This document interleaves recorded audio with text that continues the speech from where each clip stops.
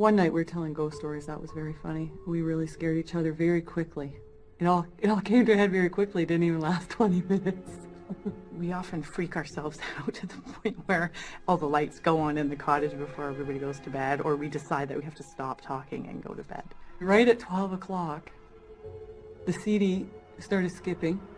Right at 12 o'clock, CD started skipping. Everyone kind of freaked out. We all had to calm down, and we all went to bed. What if you don't think ghosts are real, but your close friends keep seeing them? Something's got to give. Hello, I'm Lawrence Chow. Today on Ghostly Encounters, we'll meet 3 lifelong friends with different opinions about ghosts, and we'll look at how they influence one another's perceptions of the spooky experiences each have had. Louise Abbott is a study in contradiction.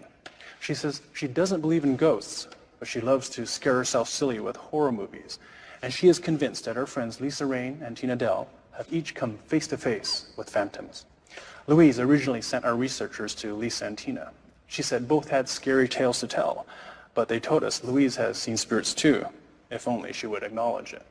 Despite her reluctance to go ghostly, Louise finds herself swept along on the tide of her friends' experiences, starting with a night at a lonely cottage with a pregnant Lisa and her kids. We got up there in the evening, and it was dark by the time we got there. And we had to open the cottage, so we were a little nervous about that. We hadn't been there before in the dark. We had to find the key, and I had like a little 3-year-old and a 2-year-old, and it's kind of weird. I'm also realizing that with 2 young children and a pregnant woman, I'm going to be the one warding off whatever, porcupines or bears or people or whatever. It was nerve-wracking for me a little bit, and Louise, because we just, we're city girls going up to a cottage.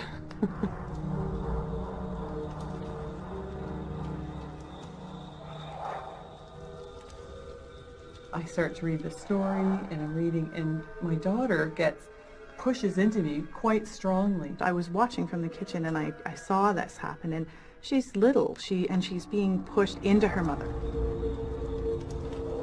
And I look down at her, and she looks up at me. She doesn't say anything, so I continue to read.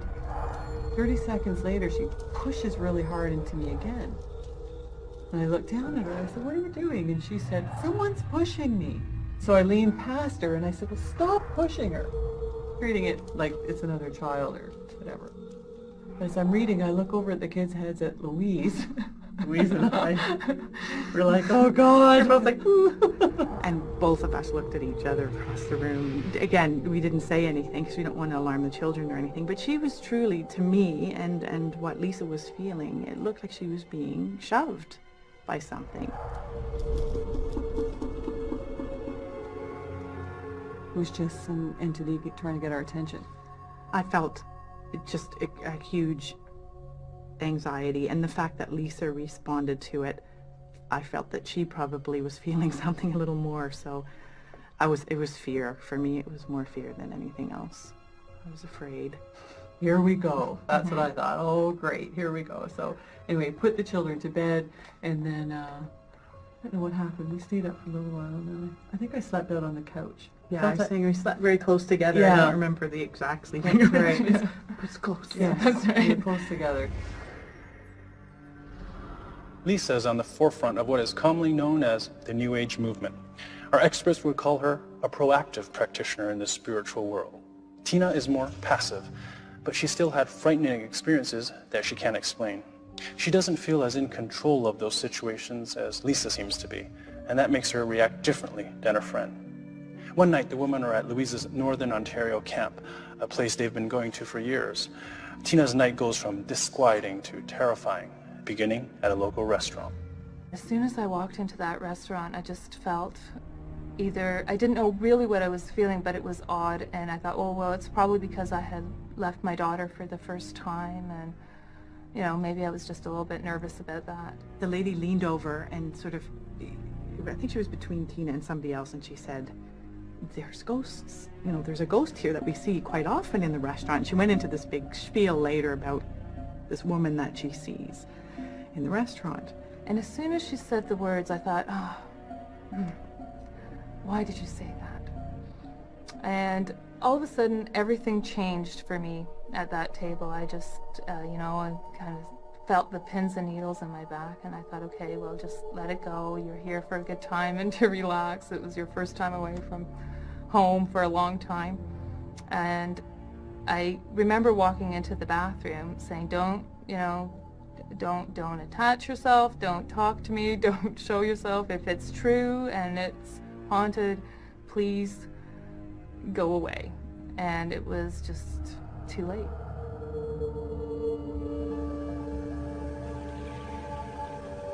And I remember the washerman there being really, really small, and thinking, oh, and I've got to get out of here. I've just got to get back to the table.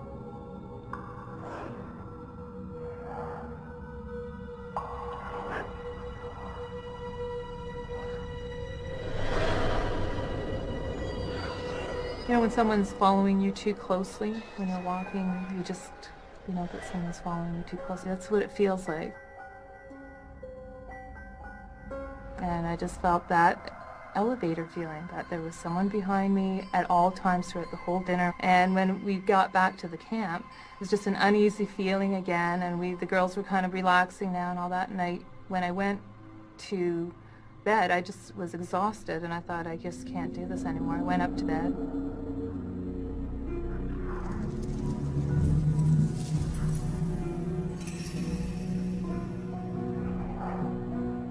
And all of a sudden, through either my own imagination, every window had this face in it.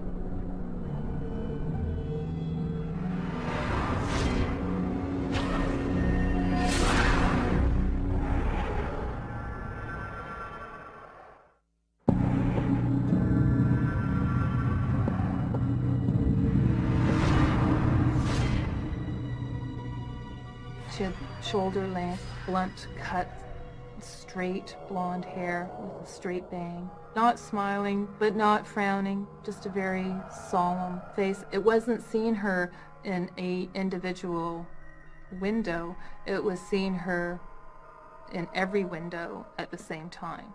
I remember in my head saying, like, you know, don't come, don't talk to me, I'm not interested, I don't want to be your friend, if you think that I'm going to see you, I'm not, and just kind of warning it off, saying no thanks, but no thanks. And I thought, oh God, you're just imagining this, like, just close your eyes and go to bed and get out. And there was no way. There was absolutely no way. Whether it was my imagination or it was real, there was no way. I remember getting up at 5 a.m. and packing up and just heading for home. I said to her the day later, when I talked to her later, that we should have just woken us all up. Why did you leave me in there alone with the ghost? was my question. Let me go back to sleep, thinking I was fine. I think I left before everybody woke up. Leaving me alone. Not telling me but everything. I didn't you. find that out Right. until later. And I hadn't told you that. With the ghost in all the windows. In my room. Here, pick her. I was at the counter, and he was in the house somewhere, my husband, and I'm working, and I see this foot behind me walk by, and I thought that it was Jim, and I said, I see you there. I thought he was, sneaking up on me. And he didn't answer, so I turned around, and there was no one there, but I clearly saw a shoed foot. When we had moved in, I felt that there was always someone behind me, and specifically an older man. A few days later, my daughter, who is now 7, says, we're sitting at the table, and she said, Mommy, it feels like there's someone behind me all the time. And she said, what does that mean? I said, that there's someone here who still lives here.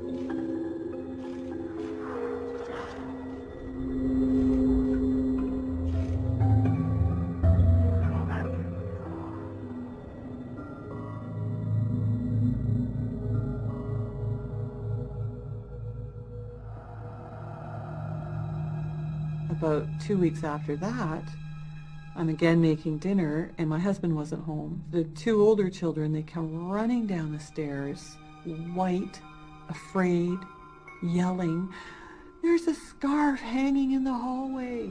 I said, where? I was thinking there's a scarf on the doorknob. It's hanging in the air, just in your doorway. And they were white, and their little veins popping out in their head, and I was like, oh. I said, oh, well, it's dinner time. Come and eat. No, we have to come and look. I said, no, I'll look later. So we eat dinner, and I get them off that, and just talked a little bit about it. Well, was it there before? When was it there? And he said, no, it just it just appeared. So a few hours go by, and we're going upstairs and they're getting ready for bed, and I thought that we would go up and they would have forgotten about it. And they both right away said, it was right there, that's where it was right there. Clearly, the both of them saw it. They are affected the same way, and they're both describing it. One wasn't saying she saw it or he saw it, they were both talking about it. So after that experience, and this is just all a matter of a few weeks, then I cleansed the house with the sage and the sending of love and acknowledgement, and it's been quiet ever since. I believe people get to certain levels of spirituality, and Lisa has opened herself up to, she does Reiki, she's opened herself up to different forms of channeling, and she's often gone inside and bettered herself that way through meditation and things like that. So sometimes I think that Lisa's sort of on a different, it's not a different plane, but she's on a different level of understanding than a lot of us are. And she seems very at peace with herself because of that, and I admire and respect that. We're coming back from school, walking down a really long corridor in the subway, and Lisa did this. Oh, I can demonstrate. It's just like the school thing for don't cross the road. Anyway, I know that there's something wrong.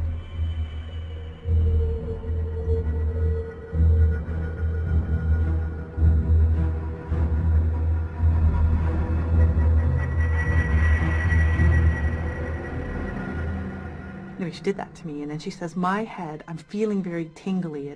I'm feeling something's wrong.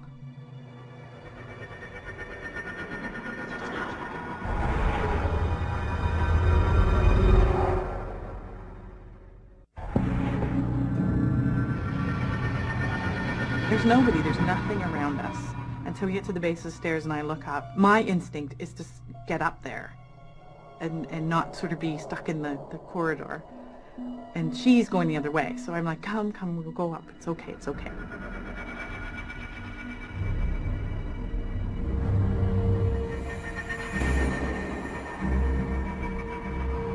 She says, I tell you, something wrong. So we're going up these stairs, and she was in front of me, and she's closer to the top of the stairs, and this guy steps out, and he says, hi, do you have any money? My brother and I are trying to get to go and see my mom, and he was high, and that was obvious. And then his brother steps out, so now there are two men standing very aggressively in front of Louise, who's now looking up. He says, do you have money? And it was an intimidating situation because they were there was more of a threat there than just your regular kind of bum on the street asking you for a quarter or a buck. It was definitely a bad situation. And I gave him money, and I said to her, you know, the only reason they got anything from me was because she had the tingling, and I felt that she sensed danger. When I got up to the top of the stairs, I felt that she could be right. So we hurry to our car, we get in the car, and she says, oh my God, if it wasn't for your prickly head, I probably would have given him half for asking. Walk by. And I would have. It was really so bad. not like me. Lisa and I have a very strong connection, and if she feels or sees something, or I completely and utterly trust that instinct. I trust it to be stronger and usually more insightful than mine. So, Louise is what you might call a spiritual pragmatist, sort of like the man who doesn't believe in God, but prays on his deathbed just in case. Louise didn't commit herself to Lisa's beliefs, but she still considered it prudent to adjust her actions on Lisa's say-so. Then, just days before she appeared on Ghostly Encounters, Louise felt her daughter was being threatened by a violent ghost. we've just moved into a 100-year-old house. My friend Lisa came over to smudge the place, so she burned sage and walked all around. And even though, like I said, I'm not that much of a believer, I let her do whatever she needs to do because she believes, and I just want to make sure. And my daughter, who sleeps like a rock and is 6 years old, started waking up the second night we were there and saying she's being pinched. And it freaked me out.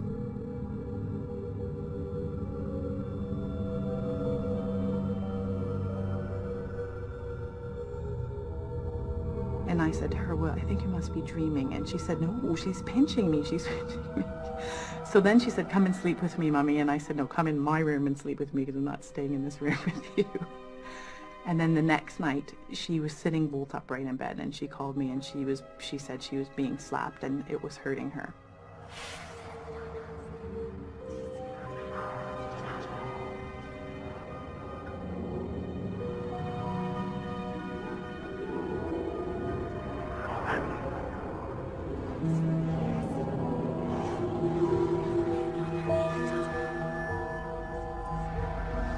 I was saying to Lisa when I called her, like, you know, whatever it is, I think it's getting worse, and, you know, I have to do something. So can you come over? And she couldn't, so she told me what to do.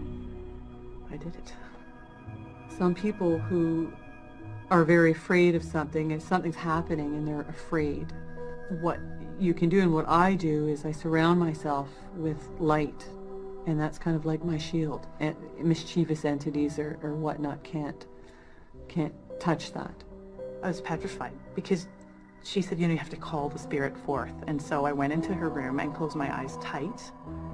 I said, you know, you're not wanted here. You've got to go towards light. You've got to be free of the house. And then proceeded to visually fill the room and around the house with light. So that's what I was told to do, and I did. And it's to her benefit. We haven't had any awakening since. By her own admission, Louise is terrified of ghosts. And the last thing she would want to do is face one and tell it to get out of the house. But her fear was outweighed by her need to protect her daughter and by her trust in Lisa's advice. Still, though it seems that her friends have made Louise a believer, she's not completely won over. As quickly as I believe something, I can also, as with anything, I can sort of weigh it scientifically, or what I would say logically, and I can sort of negate it. And so I have the balance of the two. I don't think Louise gives herself enough credit in terms of how she's doing in that realm. For instance, she says one thing but does another.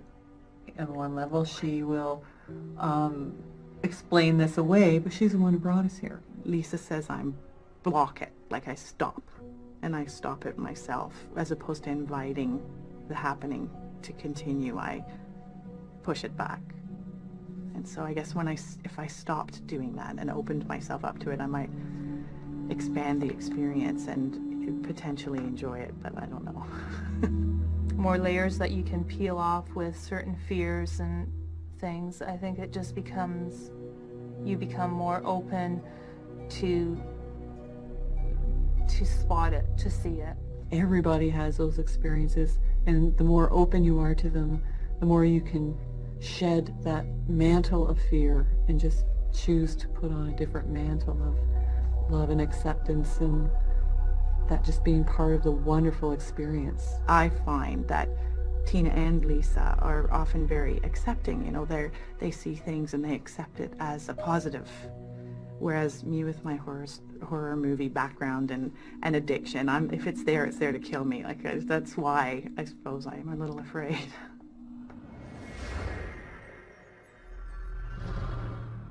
The influence of friends goes both ways. The women share a common belief that the world operates scientifically or on the predictable laws of nature. But Lisa, and sometimes Tina, extend those laws to the spiritual realm. Many spiritualist movements explain the supernatural world with scientific theories. Theories like all matter is energy. In the end, like the fine balance of their friendship, the women believe there must be balance between the spiritual and the scientific. And we might be discussing the spiritual end of things, but I think that we also are very clear on the scientific end of things. But the scientific end comes in very it's just subtly. like if the light bulb's flickering, I'll always check the light bulb first. Yeah, exactly. Before I go right to, okay, Right. everyone, just settle down for a second. Yeah, you know. We've learned well from our husbands. Yes, Yeah, we'll always that's check the light bulb first. That's right. What makes someone notorious? Inconceivable crimes The hair on the back of your neck stands up when you realize what you're watching. and a passion for publicity. He enjoyed the attention. He wanted to be on the front page. Secret schemes and shocking extremes 5 nights a week. Notorious. Monday through Friday at 8. Only on Bio. True story.